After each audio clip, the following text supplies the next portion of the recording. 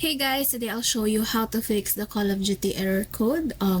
First thing you want to do is go to your file explorer and go to your documents. You'll see your Call of Duty folder in there and just right click and delete that. Don't worry guys, so when you relaunch your Call of Duty after this, it will reinstall, and so just go and try it.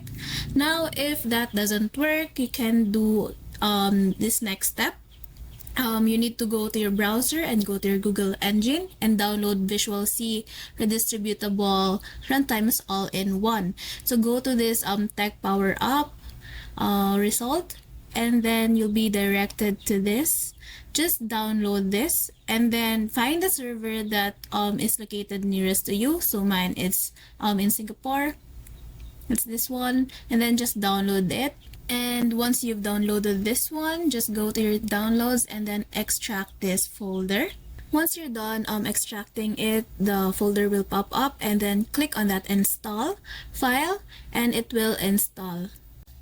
And once you're done, you can go ahead and relaunch your game or restart your PC, and then that's it. Hope this helps. Thank you for watching. See you in the next video.